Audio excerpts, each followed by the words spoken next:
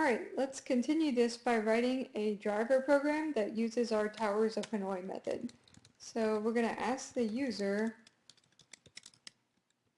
how many disks are there. And then I need a scanner object to read that in.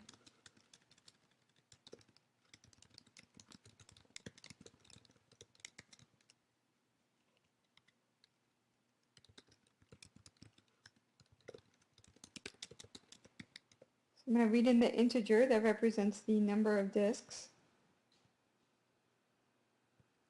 And then I'm going to call my towers of Hanoi method. And I'm going to pass it the number of disks, and I want to move them from the from peg, which we could call it 1 or A.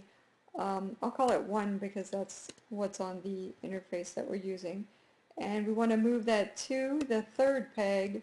And we want to use the second peg as the holding area. So let's see what happens when we run this.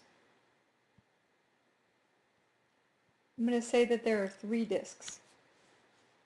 Okay, so we get a list of instructions here. So let's follow these instructions. Move from 1 to 3.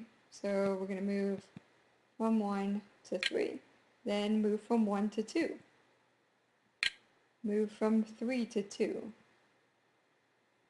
Move from 1 to 3. Move from 2 to 1.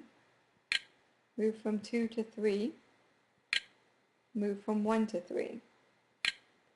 So we did it, and we played a perfect game because the minimum number of moves that are required is 7, and we made 7 moves.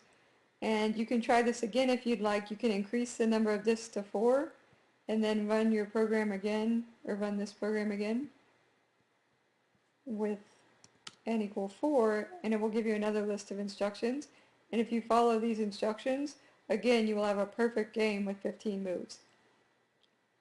I really like this problem because it's such an elegant solution to a problem that seems so complex. So this function is what? 6 lines of code, and yet it solves a very impressive problem that is actually really hard to solve without recursion. Okay, that's all for this week.